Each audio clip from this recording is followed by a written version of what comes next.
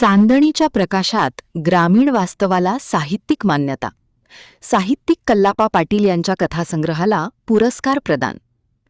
कालकुंद्री ता चंदगड येथील प्राथमिक शिक्षक, साहित्यिक आणि ग्रामीण जीवनाचे संवेदनशील चित्रण करणारे लेखक कल्लापा ज्योतिबा पाटील यांच्या चांदणी या कथासंग्रहाला वाड्मय चर्चा मंडळ बेळगाव यांच्यातर्फे दिला जाणारा प्रतिष्ठेचा वी.ना. मिसाळ साहित्य पुरस्कार जाहीर होऊन नुकताच सन्मानपूर्वक प्रदान करण्यात आला.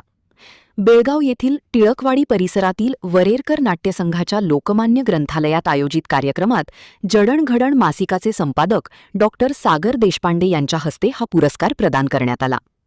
ग्रामीण समाज जीवनातील वेदना, संघर्ष, नात्यांची ऊब आणि बदलत्या वास्तवाचे प्रभावी चित्रण करणाऱ्या चांदणी कथासंग्रहाने साहित्य विश्वात स्वतंत्र ओळख निर्माण केली आहे.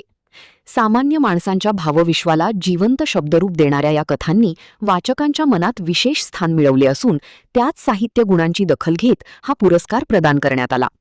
या पुरस्कार सोहळ्यास वाड्मय चर्चा मंडळाचे कार्याध्यक्ष प्राध्यापक अनिल पाटणेकर, उपाध्यक्ष विजय देशपांडे, साहित्यप्रेमी जगदीश कुंटे, माधव कुंटे, स्वाती कुलकर्णी, नीता कुलकर्णी यांच्यासह अनेक मान्यवर उपस्थित होते.